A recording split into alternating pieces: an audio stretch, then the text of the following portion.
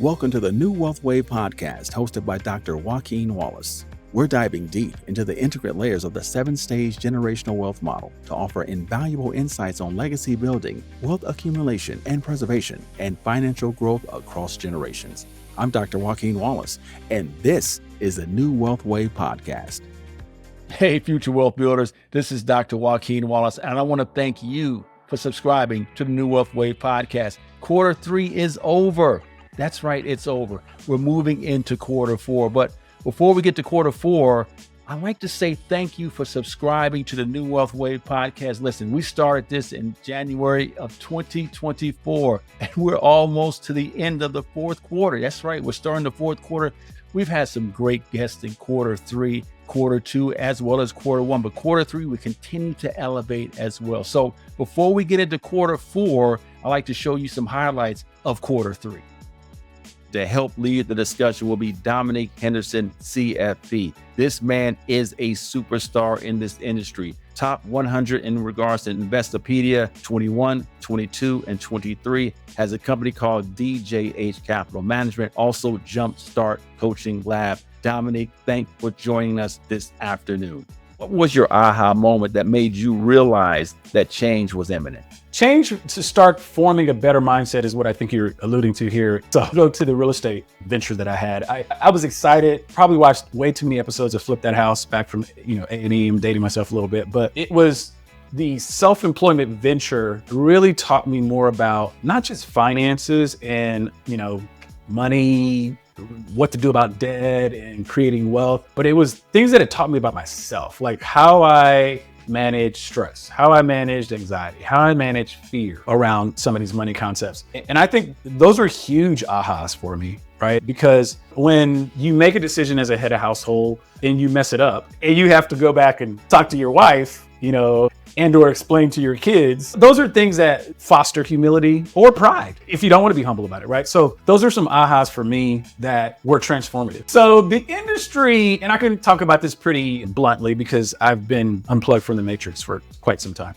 The way the industry is created, for people that don't know, is most financial professionals that enter the industry have a very low bar of entry. You can literally pass an exam that takes you maybe 30 days of study from, or life and health exam, and you can call yourself a licensed agent, and you can use the term financial professional. There's 600,000 people using that term as of last count. So that's not too hard. They can call themselves a financial advisor, if you will, financial professional, and be lumped into the same group of people as me, which is a certified financial planner that takes a lot more obstacles to get to this course. So I guess my point is the playing field is not level. When you are a tree and you bear fruit, the fruit is not for the tree, it's for others. So I think you introduced a very important concept in this whole framework, which is in order for you to be beneficial for generations to come, it's very, very important for you to realize that the fruit is not for you, which has several implications when it comes to edification. Because you got to build yourself up so much as a tree so that the fruit that you're actually bearing is worth something. This process is actually a very sacrificial process. Now, that's not to say you won't benefit. It's just to say that largely, if you do this well, you want people to be able to get fruit from you forever versus just a lifetime of you being the tree. He is one of the best. His voice is large out here in this financial space. First and foremost, one of the first Latin CFPs in the U.S., currently on the national board of the CFPs, first Latino ever, currently starring on a national television series for PBS called Opportunity Knocks, named by Financial Planning Magazine as one of the 24 people who will shape wealth planning in 2024, named on the Billboard magazine top business managers list for the last 7 years in a row, author of 5 books with a 6th book on the way as well. Lewis, thank you for coming on the New Wealth Wave podcast. One of my goals is I want to give the opportunity to a lot of young Black and brown kids in high school to learn about our work that we do and how impactful it is and how we can build a career out of this. And so my goal is to try to bring as many Black and brown kids and also to get them to become CFPs, certified financial planners. And right now, less than 5%, 4 point something are CFPs are Latinos and Blacks, less than 5%, somewhere in the 4.2 something. So our goal is to bring them in. But what happens is when we bring these kids into the industry, and they want to work in their communities where there's not a lot of money. It seems like the insurance companies pick them up or certain investments come pick them up, and then they train them, and they really do believe they're helping their community out by selling their grandmother or their parents, like for example, annuities, versus putting them in a no-load kind of ETF, whatever, fund, and they train them. And so they think that they're doing well to help their communities when they're not. I've got family members who are in their 20s and 30s who are now doing calls and puts and options, and they've never even invested a dime in a savings account. And they all lost, by the way. Some of them lost as much as $10,000 lost it all. And now again, they have a bad taste in their mouth because they were gambling. They were not investing. And so the thing is that our communities need so much, but they also need somebody to kind of smack them on the head and say, come on, wake up. Because again, I go back to, we have all these old habits of, we're poor. If we're going to make money, we got to gamble it, or we got to make money fast. And then we've got right now, what you and I probably have to deal with is all these young TikTokers who had a credit card where they were owing 10, 15, 20,000 on a credit card, paid it down. And now they are giving financial advice on everything, including buying stocks, but they have no education, they have no experience, they have no knowledge. But right now I get clients sending me TikToks. Well, this guy said this, and I go, oh my God, now I got to sit there and explain why the TikTok is off, why that message is off. I started working with clients for the longest time, and I started realizing that they were sabotaging their success, or when they got to a point where I had a lot of people that came out of the barrio that ended up going to college and became successful lawyers, doctors, nurses, they would sabotage it. Even though, like I said, they're now highly educated, but they really haven't changed. They have the same money stories that nobody's had a conversation. I mean, that wasn't even a topic that somebody would bring up. And so I realized that they were making a couple $100,000 a year, Dr. Wallace, and they were still borrowing from their immigrant parents who were blue collar workers. They were borrowing money from them. And I'm thinking, how could that be? And I realized I got to take a step back. Financial literacy, these are people are literate. They've read books on financial planning, and they were still poor. They were still financially poor, spiritually poor, emotionally poor, but they had worked so hard to make it out of that lower income, social mindset to now they were successful. They were upper middle, upper class, but they were still thinking from a poverty perspective. And I realized, man, no amount of financial literacy is going to help this person. We need to work on their financial mindset, right? That was the biggest thing. That was my epiphany. I am so excited to have this beautiful soul on our podcast. She has a career that has spanned 38 Broadway seasons. LaChanze consistently brings women of complexity and triumph into the cultural lexicon. She has won the Tony Award for Best Actress in a leading role in a musical in 2006 for a role as Celie Harris Johnson in The Color Purple. In 2023, LaChanze received two more Tony Awards, this time as a producer. She served as a co-producer on Kimberly Akimbo, which won the Tony for Best New Musical, and Top Dog Underdog, which won for Best Revival of a Play. Let's welcome to the studio, LaChanze. So first question is, before becoming such an accomplished actress, where were you on the 7-stage generational model? 1, 2, and 3 kind of altogether. But I think 2, if I had to say specifically where I am on the model before I became an actor, was 2, solidly 2. It was the external ecosystem that pretty much told me who I was and where I am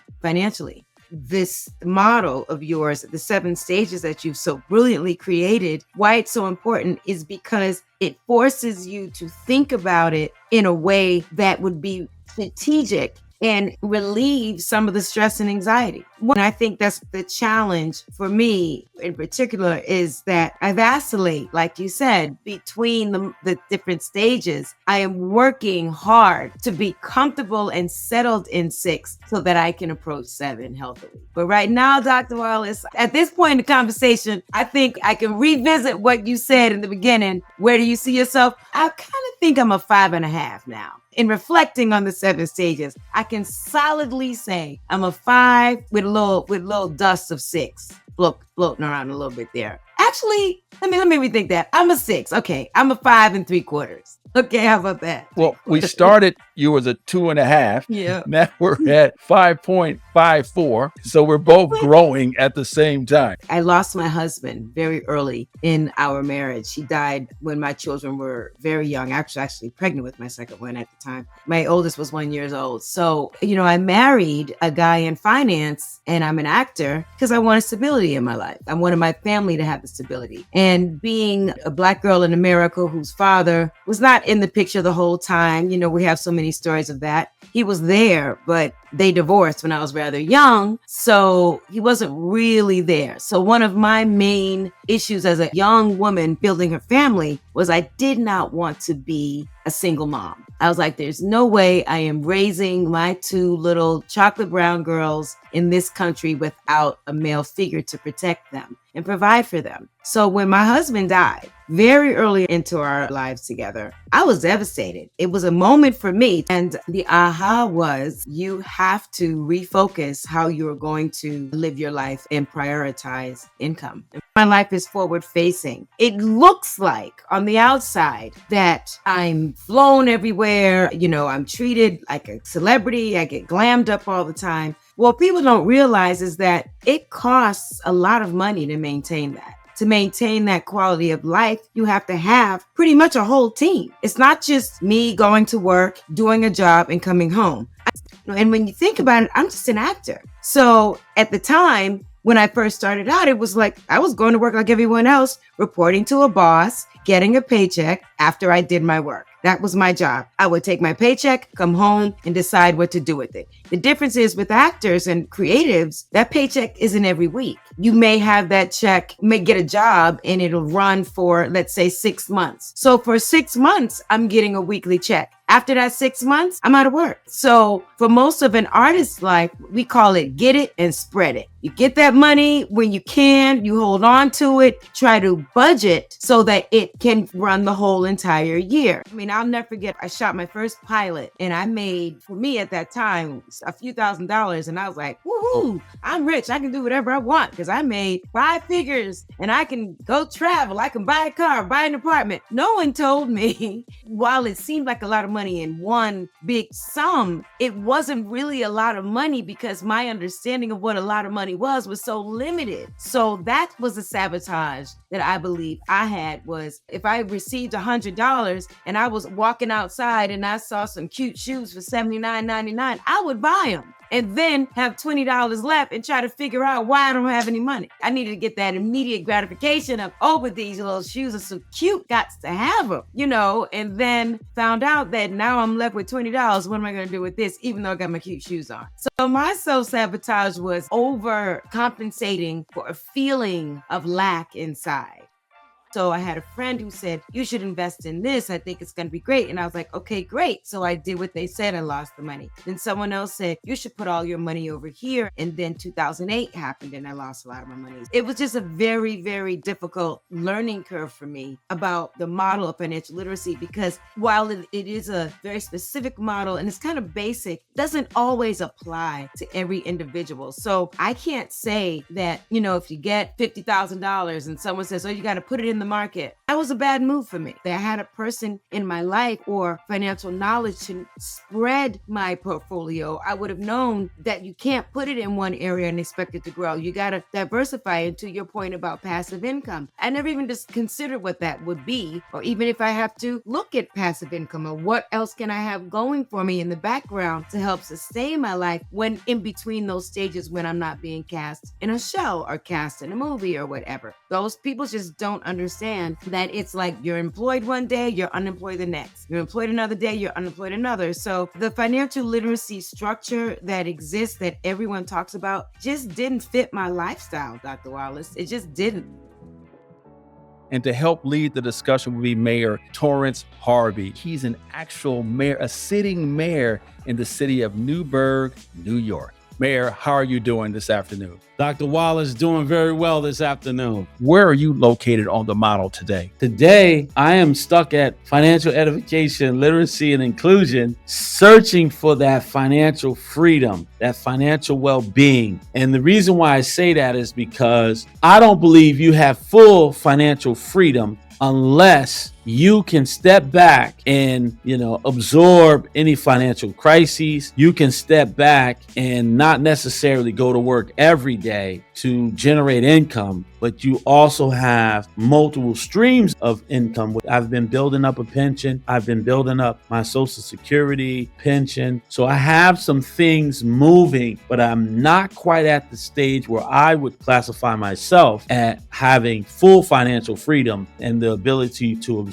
a major financial crisis. So I'm at stage 4, working on solidifying my position on stage 5 of the generational wealth model. I'd already done a lot of self-assessment, being conscientious and aware of some of the financial traumas growing up in the downtown city of Poughkeepsie, New York, in the projects, and looking at those financial traumas of poverty and financial anxieties that come up when you start talking about money, when you start talking about banking and finance, and looking at a budget and putting the real figures down on your household expenses or the monies that are coming in versus the money's going out. And then realizing, at some point, I have to know the financial literacy in order to be a father, a husband, the head of household, and then eventually going beyond, again, breaking some of those generational curses that my parents and my grandparents and my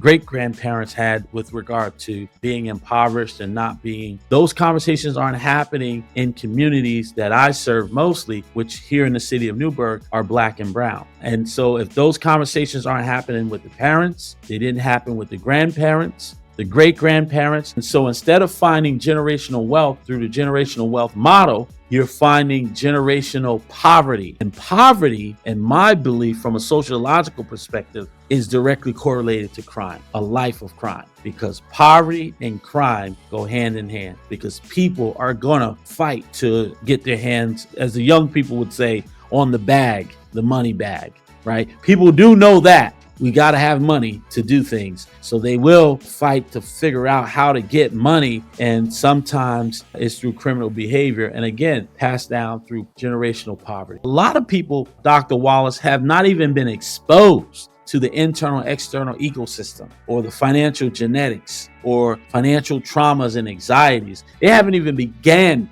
that conversation. People fall into the fallacious appeal to tradition, and they fall into the tradition of just going to school and then going to work and figuring out how to make ends meet and how to somehow have a better quality of life at a low level, not even at the higher level. And so I think using my role and position as a government official and as an educator, being able to expose the masses, as many people in my community, to the importance of not only financial literacy, but finding that generational wealth. I hope you enjoyed those highlights of quarter 3, but guess what? We're moving into quarter 4. But before we get there, make sure that you subscribe, share, like, talk about the content, because we know quarter 4 is a very emotional part for some of us out there, because there's a lot of trauma as well as anxiety. And I'm going to make sure that our content in quarter 4 speaks to both of those. Are you excited for quarter 4? I am. I hope you are as well. And as we always say, generational wealth begins with generational knowledge. I'll see you on the next episodes in quarter 4 of the New Wealth Wave podcast. Thank you for joining us on the New Wealth Wave podcast, hosted by Dr. Joaquin Wallace. Our show is edited and produced by Ray Haycraft. To dive deeper into the world of financial wisdom and learn how to create your financial footprints, head to our website at www.drjwallace.com. For more updates and exclusive content, connect with us on social media by searching Dr. Joaquin Wallace. And if you have questions and comments, feel free to email us at the New Wealth Wave Podcast at gmail.com.